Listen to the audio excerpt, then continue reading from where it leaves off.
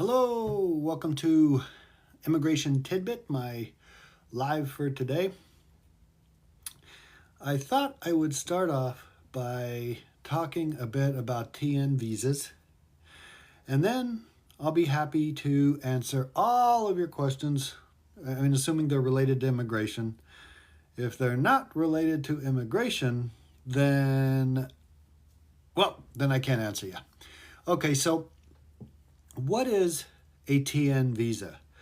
So a TN visa is where somebody who is a citizen of Canada or a citizen of Mexico can come into the US and they can essentially get a job working for a particular company and doing whatever it is they're supposed to be doing in order to comply with the terms of the TN.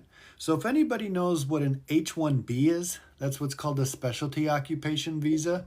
That is where you have a college degree and a company petitions you to come in on the college degree and you work for them. Well, if you happen to be, on a Canadian or a Mexican, then a citizen of that country, then you don't have to wait for the lottery of an H-1B. As you know, there are only so many per year and they run out so quickly, like within a week.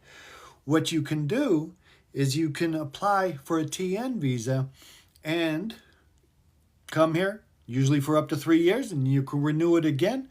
And with the TN visa, there's actually no outer limit of how many times you can get it. You can keep getting it and getting it, okay?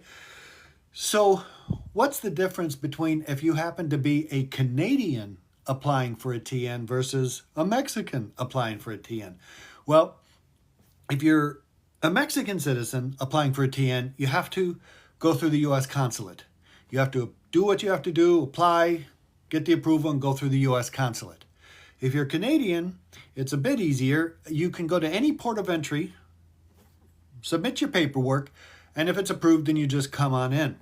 So obviously, Canadian or Mexican, if you're going to be doing the TN visa, you need to be doing it in such a manner that it has all of the necessary documents to prove. So, normally when my firm does it, we do the attorney cover letter, which describes why you qualify for the TN visa. So that means there's what's called an appendix, 1603.5. Okay, you don't have to remember that number. But there's an appendix of all the types of categories that qualify for a TN visa. It can be, dentists, lawyers, engineers, accountants. There's all different kinds. Now, sometimes I'll get a client who's a TN visa, wants to get a TN visa, and they don't squarely fit within one of those categories. Well, it's possible to make a petition where if it's in the gray area, you can argue why they should be in that particular division, okay? So that's part of the letter we do. We also submit the educational qualifications. Obviously, if you're going to be an engineer, you need to have a degree in engineering, okay? If you have a degree in accounting, it's going to be hard to justify, coming over as an engineer. So you have a degree as as a whatever it is you're going to be doing. Now, the TN is actually a good path that some people take, and it may sound like a lot of work to do this, but let's say, for example, somebody in India or wherever keeps applying for the H-1Bs and keeps getting rejected, not because they don't qualify, not because they haven't properly applied.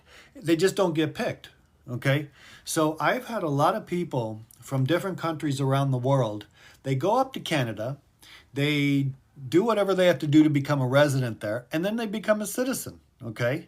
And it doesn't matter you were born in India or China, wherever you were, is the moment you become a Canadian citizen or a Mexican citizen, you can apply for the TN, okay?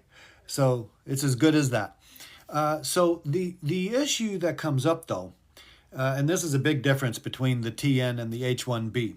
The issue that comes up is if you want to become a permanent resident, which the vast majority of people who come here do. On a TN, you have to have non-immigrant intent, okay? Meaning you have to intend to go back to your country once you have finished the TN. With an H-1B, you don't. You know, you can apply for the green card and the H-1B at exactly the same time. So if you're coming on a TN and you want to apply for the green card, you better do it right away because it's going to take time to get the green card. And once you apply for that green card, it will be difficult to get the TN. I mean, you can't likely say you have non-immigrant intent on a TN renewal visa when you've applied for the green card, you know, through the PERM or the I-140, whatever you qualify for, okay? But then when it comes time to renew the TN, if you're here, you can do a change of extension of status, or just send it up to the consulate. Or again, if you're a Canadian citizen, you can just go to the port of entry. It's very quick. All right, so let me just scroll back up here and see what questions we have.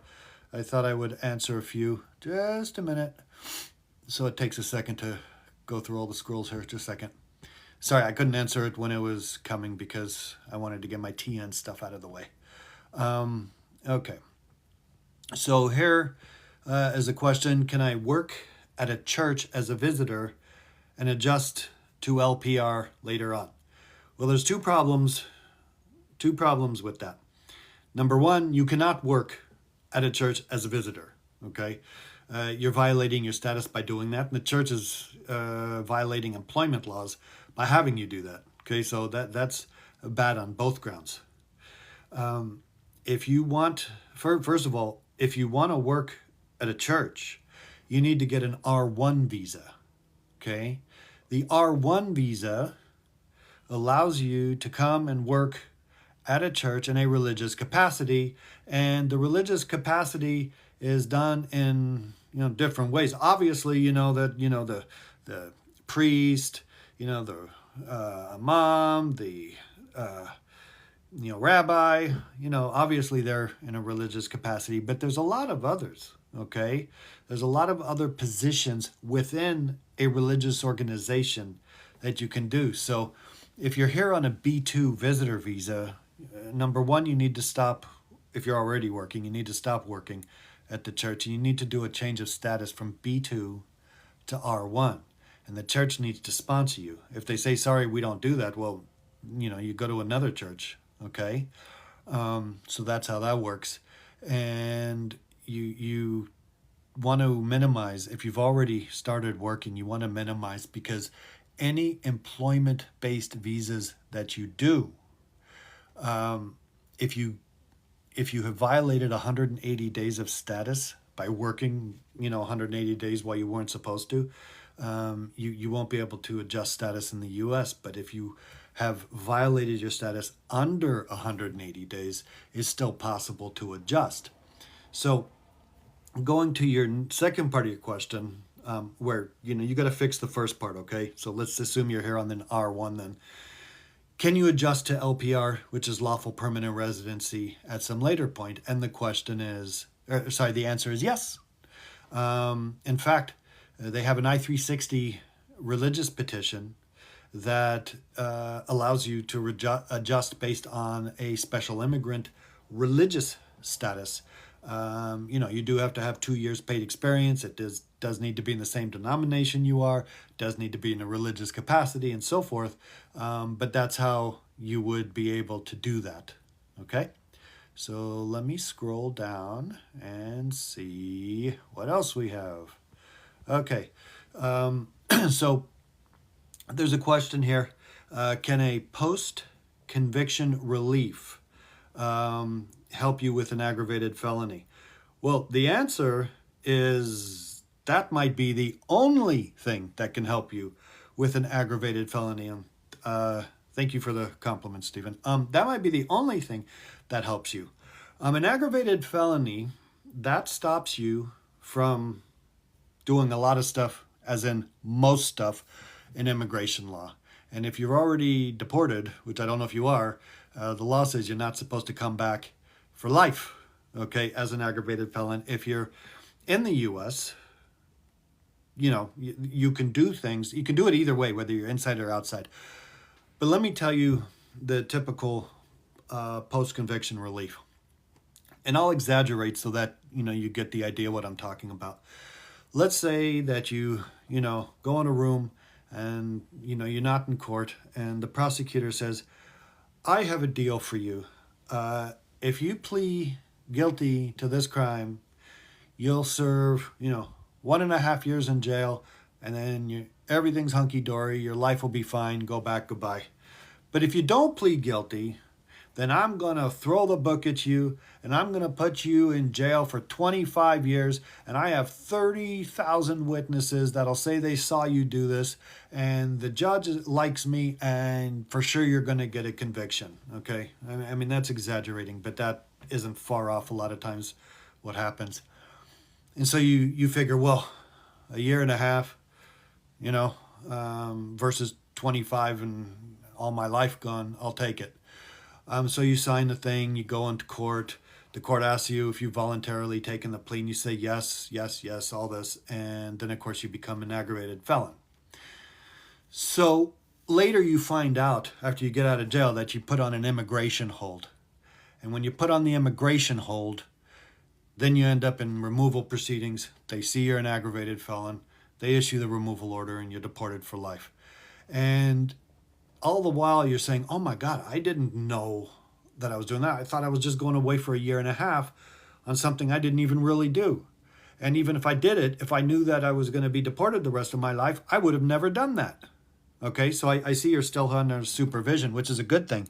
It's a good thing that, for whatever reason, maybe it's because you have some asylum claim or some persecution in your own country, but at least you're under supervision. So it's the best time for you right now to do this criminal relief because you're not going to get deported. Okay, you're under supervision means you go and see immigration once every 6 months, check in, and they say goodbye, thank you.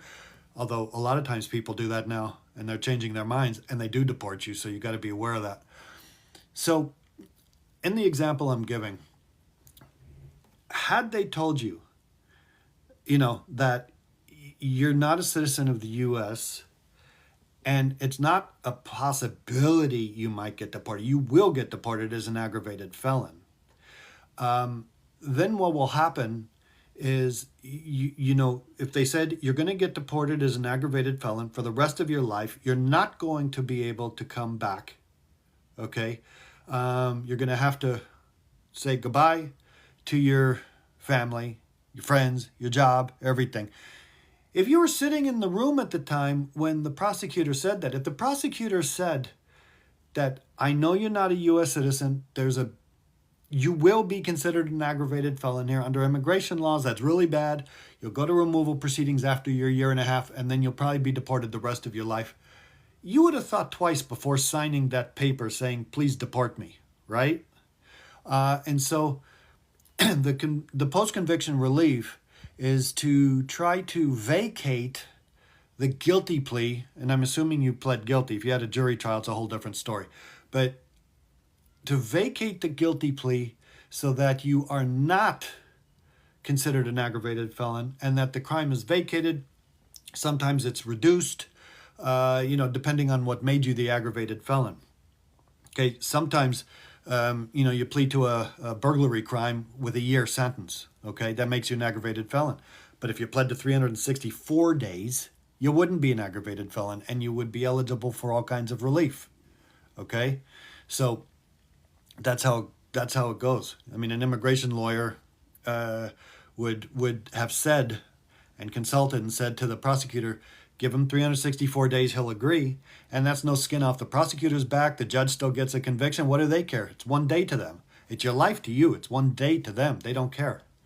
And so the post-conviction relief, if it's successful, then you no longer are an aggravated felon and the door's open for you to do immigration, okay? Whether it's a waiver, adjustment, whatever it is, okay? So that's that. So there you go. This is the conclusion of the live for today. Hope you enjoyed. Feel free to send me emails, or you can just go on TikTok and send me questions. I do get to them. I'm a little behind, but I do get to them. And I'll be happy to answer whatever your questions are. Okay? All right, everybody have a good day.